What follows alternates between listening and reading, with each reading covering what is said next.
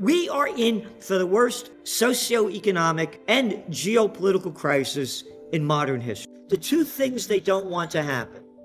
They don't want the equity markets to crash, and they don't want gold prices to skyrocket to where they should go, because then the little people will know how bad it is. They don't know how bad it is until the markets crash.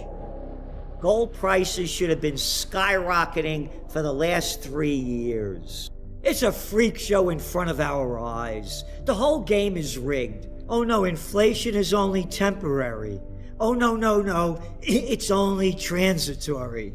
And look at the crap that they've been selling for over a year and a half. Temporary, it's not real, it's only transitory. And then we have Janet Yellen, who back in April of 2021 said, no, this inflation isn't real. Now she's saying the recession isn't real. So if they're spewing out the same garbage, we should swallow it. Because after all, they've been totally wrong before, so they must be right now. Or else they were lying about it. Because everybody knew inflation was real, but they wanted to keep those zero interest rate policies so they could keep the equity markets going up. What did they pump in? $6.3 trillion, the government, to fight the COVID war? Oh, that's not inflationary. It's the Russians that did it. It's a freak show in front of our eyes. The whole game is rigged. Hey, they just got a guy that was the head of the FDA that regulated the tobacco industry. Guess where he just went? Oh, it was reported last week. Philip Morris. Oh, who's the guy that play our defense contractor? Oh, you mean Lloyd Austin that came off the board of directors of Raytheon? It's one big club and you ain't in it. The whole game is rigged.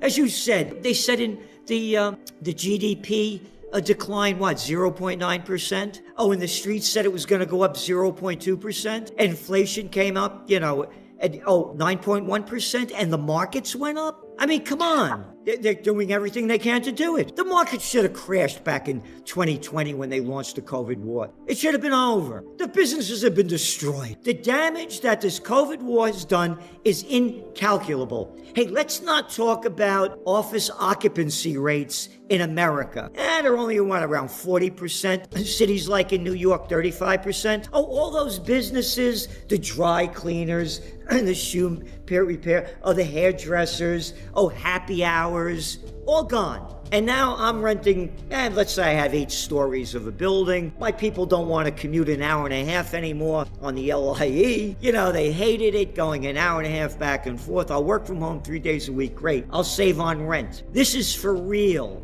Office occupancy rates in New York City, in Chicago, in San Francisco, they're in the toilet, and so are the businesses. Before this happened in New York, before this happened in 2019, there were for rent signs all over the place. Now look at the damage that this has done, the businesses that have been put out of business. Oh, I went out of business, now I'm going to come back again? I'm telling you, it's incalculable. The damage that is done. We are in for the worst socioeconomic and geopolitical crisis in modern history. Tell me one brilliant thing the federal government has done in my lifetime. And I'm 75 years old. What have they ever done? They're a bunch of losers. They're freaks. I don't know how people could look up to these clowns. Look at them. Oh, Mitch McConnell, now there's a brilliant guy. Oh, Nancy Pelosi. Oh, yeah, brilliant. Oh, again, it's one big club and you ain't in it, as George Carlin said. Who's Nancy Pelosi's father? Oh, the mayor of Baltimore at the top. Oh, yeah, who was George E. Bush? Oh, my daddy was a president. My grandpa was Prescott Bush. Who was Andy Cuomo? I'm going to rename the Tappan Zee Bridge after my daddy. I mean, look at the freak show. They don't know what they're doing. Look, I was the assistant to the Secretary of the New York State Senate at 26 years old. The people that are running the government are the people I hated in high school and college that wanted to be class president or head of the student council. Again, he only bet $1 million. Oh, I bet $1 million playing the markets all the time. What, are you kidding me? The whole game is rigged. You asked me about the markets, the equities. We are in for the greatest collapse of all times. All they're doing is artificially pumping it up. And that's it. The bigs just want to get bigger, and the rich just want to get richer. What's going on in Taiwan, I mean, you're not allowed to talk about peace anymore. You get banned on all the media. Only war is the only talk you're allowed to talk about. So when you talk about Nancy Pelosi, there was a man by the name of, they really don't like this guy. His name was George Washington, first president of the United States. He warns the American people in his farewell address not to get involved in foreign entanglement. He says harmony, liberal intercourse with all nations are recommended by policy, humanity, and interest. He goes on to say that avoid avenues to foreign influence in innumerable ways. You ready? Such attachments are particularly alarming to the truly enlightened and independent patriots. Who's George Washington? Oh, this is a real guy that actually fought. Oh, the first president of the United States. What the hell does he know? I'm Smiley Miley. I'm Mad Dog Mattis. Look what's going on. What's going on? When I was a kid, you know what they called Taiwan? Formosa. How long has this been going back between China and Taiwan? Oh, and America's gonna bring freedom and democracy. Oh yeah, you did a great job in Vietnam. Every day I used to wake up, I was prime draft meter. They're gonna get me.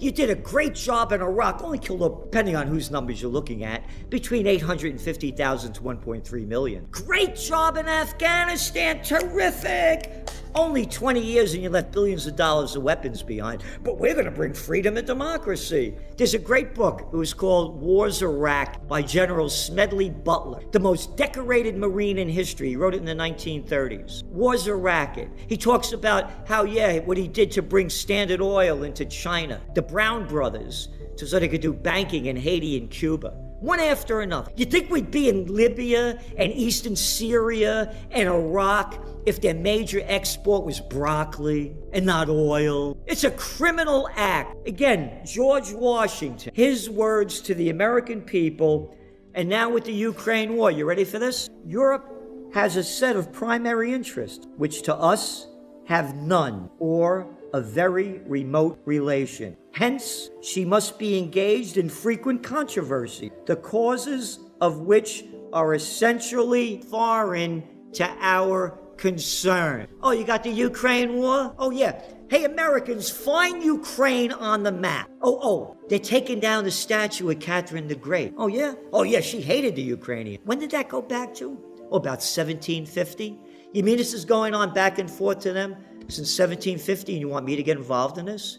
Oh, we're going to bring freedom and democracy. I've been hearing that line all my life. And just quickly, Trends Journal, spring 2014. You see the picture? United States overthrow of the democratically elected government of Viktor Yanukovych in 2014. Chapter and verse written by Dr. Paul Craig Roberts, former Assistant Treasury Secretary under Ronald Reagan.